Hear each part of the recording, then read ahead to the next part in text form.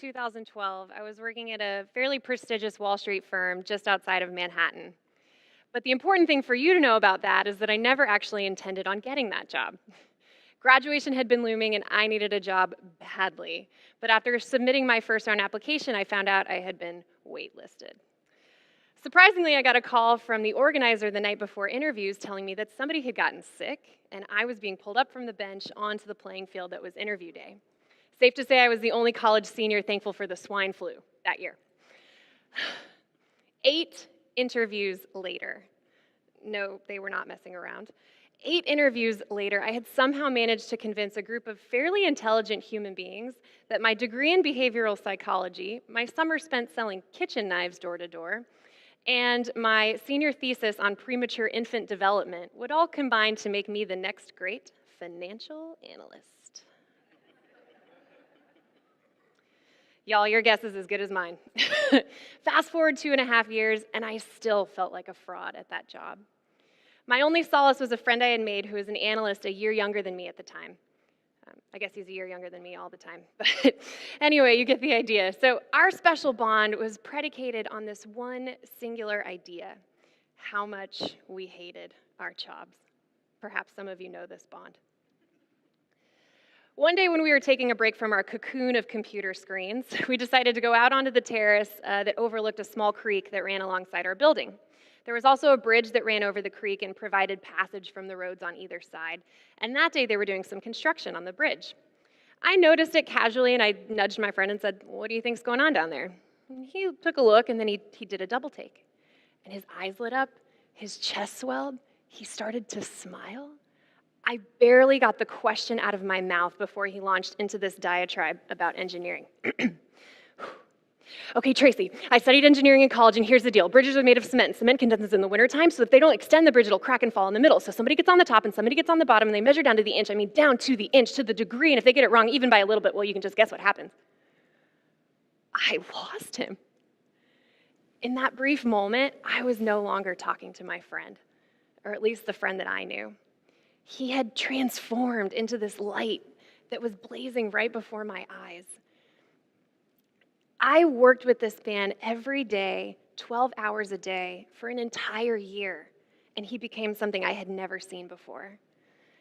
For the first time, I got to watch him come to life, and it was nothing short of magical. A few weeks later, I approached my friend with this question: "Why are you not an engineer? You love it." And he looked at me reluctantly and said, "Because this is what we're supposed to do to be successful." A lot of us seem to be living our lives based on what other people tell us will make us happy and successful. So we crowd the average rather than living our own unique truth. And in my research and my work, a lot of this plan goes like this: go to school, get good grades, excel at an extracurricular activity, preferably sports, get into a good college, hopefully Ivy League, Stanford will do, get a good job, right, keep getting good grades, keep excelling at your thing, get a good job, keep climbing up the ladder, and then one day when you have enough money, enough status, and hopefully a good enough title, you will be successful and hopefully happy. But what about my friend? If we want to live lives of disruptive innovation, we have to change our thinking. Martha Graham, who's famous for her influence on the world of dance, said it this way: "There is a vitality, a life force, an energy, a quickening that is translated through you into action. And because there is only one of you in all of time, this expression is unique. And if you block it, it will never exist through any other medium, and it will be lost. The world will not have it. It is not your business to determine how good it is, nor how valuable, nor how it compares with other expressions. It is your business to keep it yours, clearly and directly, to keep the channel open." Closing this channel is causing a lot of the problems that we're starting to see today.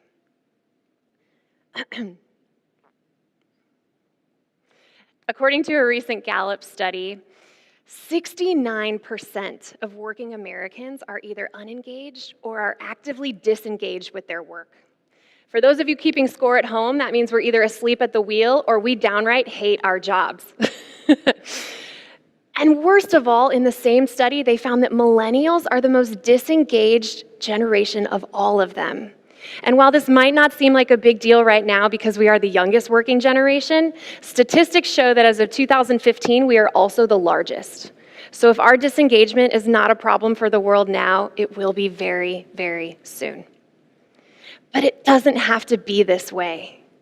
We can actively choose to disrupt from the status quo and innovate into lives that bring us back to life. But how do we do it? How do we transform from the norm? How do we keep the channel open? I once heard an incredible speaker say that of the 10 things you do in a day, life will likely dictate 7. Even then, he said, you have to fight for your 3. Now, anyone who knows me well knows that I'm a perennial overachiever. So when someone says 3, I conveniently hear 4. So today I'm here to give you 4 strategies, 4 things to fight for. These 4 strategies have gotten me closer to my unique path than anything else I've tried. They've now become the foundation for the work that I'm doing with organizations and individuals. And I believe these 4 things will get us back to giving our unique gifts back to the world so that it will be that much richer for it. Now, thankfully, these 4 ideas come together to form a very convenient word, open, O-P-E-N. The first step in becoming open to your unique path is learning to evaluate your opportunities. We will all have some incredible opportunities in our life, but the trick is to figure out which ones are viable for us, right? And if we don't have a lens through which we view our opportunities, then everything that happens to us, every job offer, potential relationship, every possible move, is given equal weight in our decision making. So the best way to get clear on our commitments is to the best way to get clear on our opportunities is to first get clear on our commitments. If we, excuse me, if we don't take the time to come up with our commitments based on what we want in life, then we'll always just be a slave to whatever opportunity arises, and we'll probably be pretty overwhelmed by it. So let me give you an example. Who here likes peanut butter? Yeah, raise your hand. Okay. Now, how many of you have actually been to the grocery store recently and tried to purchase a jar of peanut butter? Is it not freaking impossible? Peanut butter has its own aisle. It's absurd. And looking at our opportunities in life can feel just like that sometimes. But we have to get clear on our commitments. So stick with me here. If you're committed to crunchy over creamy, which you should be, then there goes half of your choices, right? If you're committed to removing added sugar from your diet, there goes a few more. And if you're committed to feeding your family natural and organic products, then you're probably down to just a couple jars. Looking at your opportunities in life can be just as simple once you get clear on your commitments. So what are you committed to? Are you committed to stability or variety? Are you committed to staying in one place or traveling? Are you committed to working for yourself or working for a business? Getting clear on your commitments will help you evaluate your opportunities every single time. That's step 1 in keeping the channel open. Step 2 in becoming open to your unique path is building a possibility mindset. Now, once we've narrowed down our opportunities, we have some white space, right? That's where possibility comes in. But when we get on a particular path or road, it can be so easy to forget about the possibilities that are out there. We just get pigeonholed or siloed or blind because life starts to take over. Completely understand. But becoming a person of possibility means opening up your worldview and actually trying new things. It means approaching life with the fundamental belief that anything is possible. Now, I understand that we can forget about that wall of peanut butter once we have our jar, but more accurately, we forget about all the other possibilities that are out there. I mean, we've got almond butter now, we've got cashew butter now, there's some weird thing called sun butter that they just came out with. I don't know if I would recommend that. But what about for you? Where can this possibility mindset help you? Because I know it's paid dividends in my own life. I went from completely broke to having a financial aid institution pay for half of my education. I went from a job that I hated to working for a best-selling author through a cold email. And I went from unemployed to completing my first TEDx talk in the span of just 2 years simply by applying. When we lose our sense of possibility, we start to lose our sense of wonder. And life becomes this monotonous routine of daily action items rather than the juicy marrow that it was meant to be. So building a possibility mindset means living in what can be rather than what is. That's step 2 in keeping the channel open. Step 3 in becoming open to your unique path is letting go of the expectations and limiting beliefs of others. Living our lives based on the expectations of others limits our value and discourages our uniqueness. So many of us conform to what we think we should be at the expense of who we really are. And by that, I mean we define success by everybody else's terms instead of our own. And when we take one step outside of the norm, we're showered with even more doubts. That is when the haters come out. The haters want to limit our choices because it makes them feel better about theirs. When they see us deviating from the norm or defining success for ourselves, it makes them feel less than, like they're not enough. And the temptation can be there to bring us right back down. Now, I know this has happened to you. It's happened to all of us. When you go out to dinner or you're shopping with some friends, you get what I like to call food shaming. We're keeping the peanut butter thing going here, okay? It goes something like this. Oh, you're going to eat that? Or why do you care so much about organics? It's all the same stuff anyway. Or my favorite, oh, so you're too good for Jif, huh? So what about in your own life? Whose expectations can you let go of? What limiting beliefs might be holding you back? And what would you do differently if you knew you were capable of anything? When we let go of the limiting beliefs and expectations of other people, we remove our own artificial ceiling.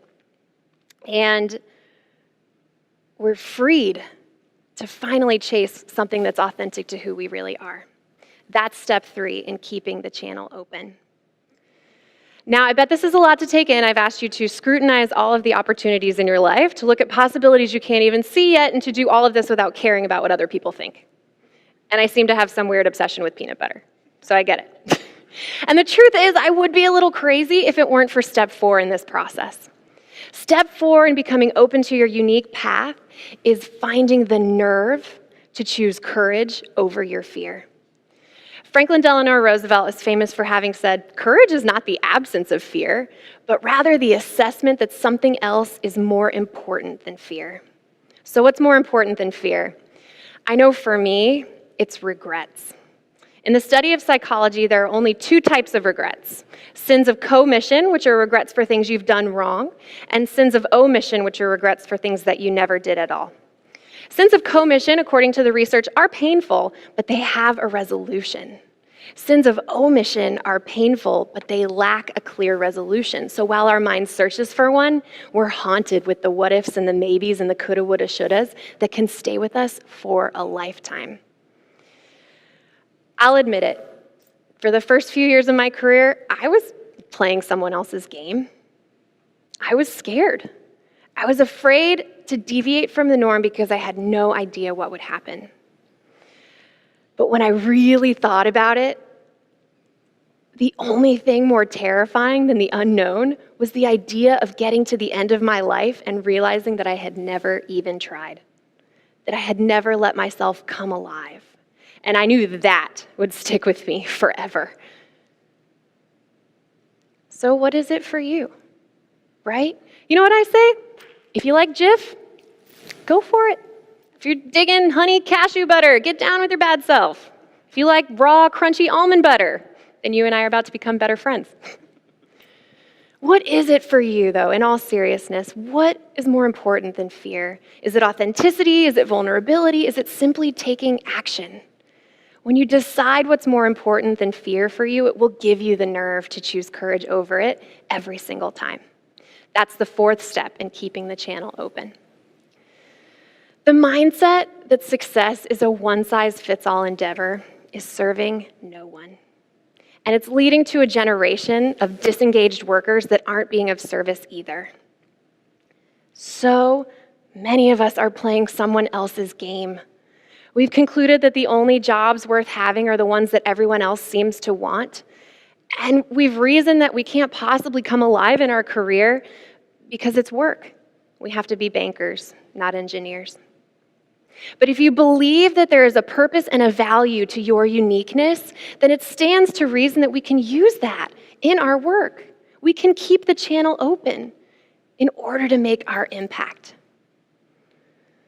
Because the truth is, and you know this is true, when you find something that aligns with who you are and what you love, you'll never work harder, longer, or more passionately in your life. Howard Thurman is famous for having said, "Don't ask what the world needs. Ask what makes you come alive and go do it." Because what the world needs is people who have come alive. If we encourage this generation and generations to come to do what they were created for now, instead of doing what's expected of them always, I believe we'll start to see massive progress in our world. And for every new person who comes back to life, the bigger our impact will be. Thank you.